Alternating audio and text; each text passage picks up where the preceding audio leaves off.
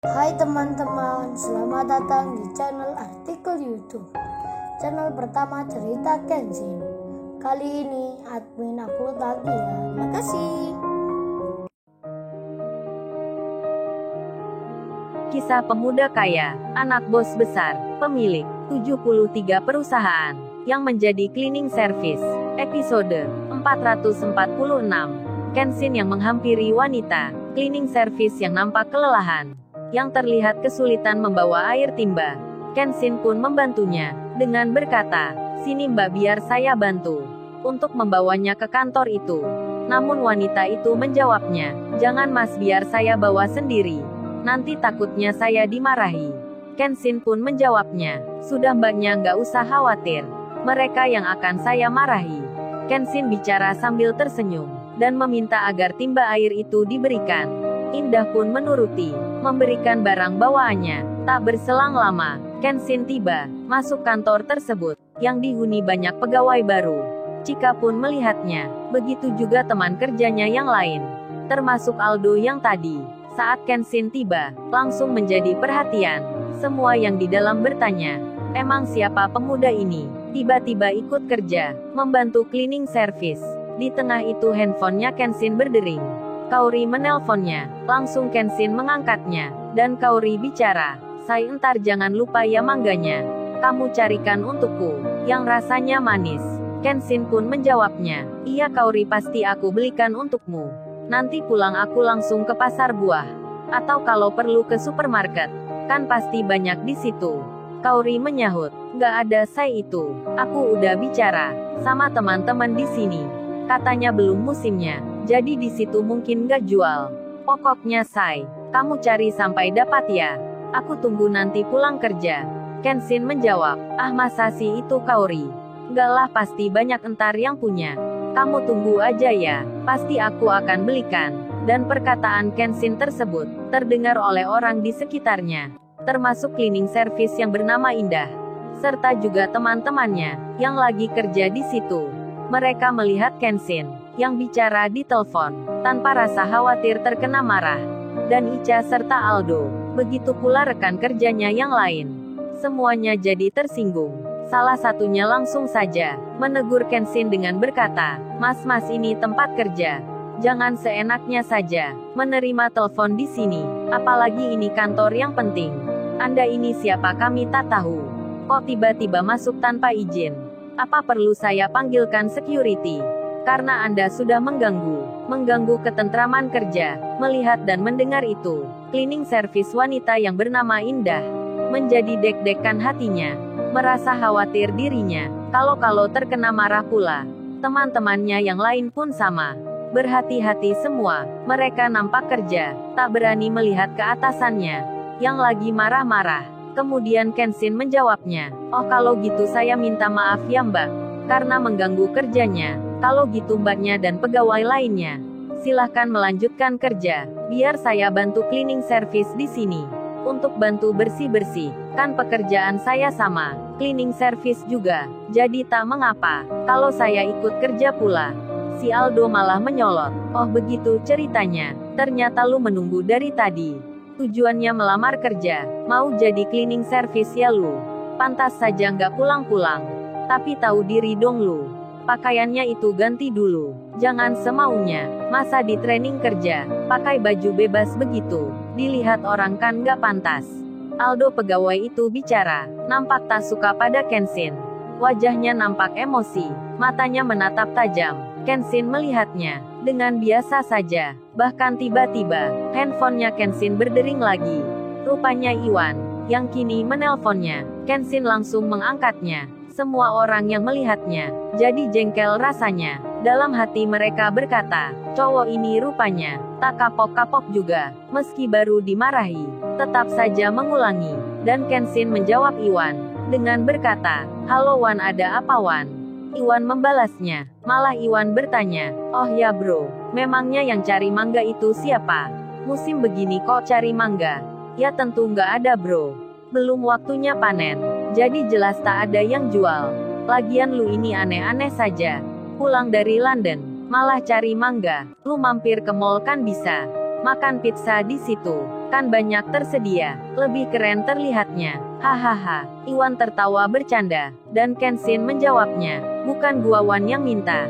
Tapi Kaori yang ngebet sekali. Inginnya makan mangga. Yang manis rasanya. Yang baik penampilannya. Pokoknya Kaori ingin dicarikan hari ini. Iwan terdiam sejenak. Langsung saja ia bilang. Tunggu bro. Itu istrimu yang minta. Beneran nih lu bilang begitu? Kenshin menyahutnya. Ya beneran Wan, masa gua bohong? Iwan pun membalasnya. Kalau gitu cepet-cepet bro, lu segera carikan.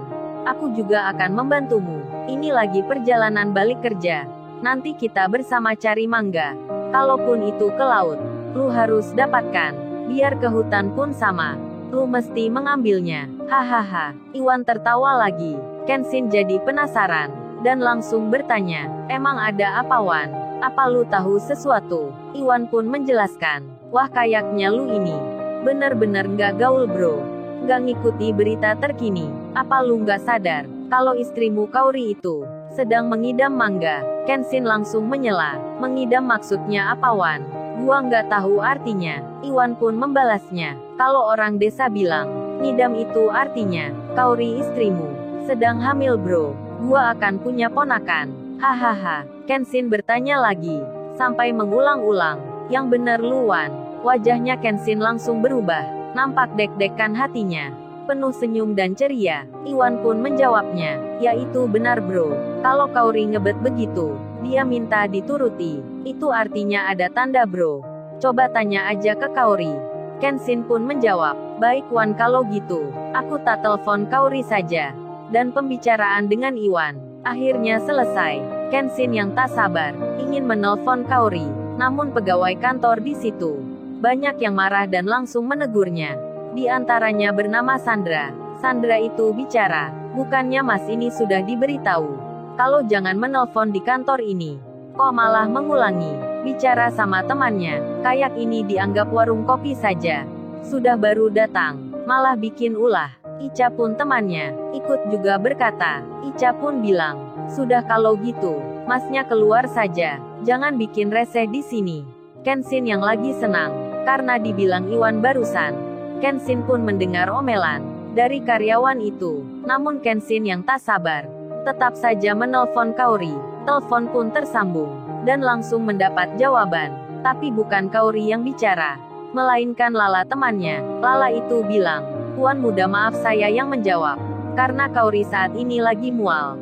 Ini Kaori muntah-muntah. Mendengar hal itu, Kenshin langsung khawatir, merasa cemas dirinya. Dan Kenshin segera bertanya, apa Mbak bilang Kaori lagi mual? Emang kenapa Mbak Kaori? Apa dia sakit? Lala segera menjawabnya, oh ini Tuan muda, Kaori nggak sakit, tapi dia hanya merasa ingin muntah saja. Jadi Tuan muda nggak usah cemas. Ini pun sepertinya Kaori ada isinya. Maksudnya, Kaori hamil Tuan muda. Kenshin yang mendengarnya jadi terkaget dirinya, terkejut hatinya, deg-degan sekali rasanya. Sampai ia bertanya, beneran itu ya Mbak Lala? Apa beneran? Kalau gitu tolong ya jaga Kaori. Aku senang mendengarnya. Di saat yang demikian, Kenshin dilaporkan ke security. Kemudian Kenshin yang sedang menelpon, tangannya tiba-tiba ditarik oleh pegawai laki-laki. Kenshin disuruh segera keluar, meninggalkan tempat ini. Melihat hal itu, Kenshin merasa terganggu, sampai-sampai jadi marah. Hingga Kenshin berkata, hei lepaskan tanganmu, kamu nggak sopan sekali, menyuruh keluar orang yang lagi telepon. Apa kamu sekolah nggak pernah diajari cara sopan santun? Dan kalian semua pegawai kantor ini, sudah berapa lama kerja di sini?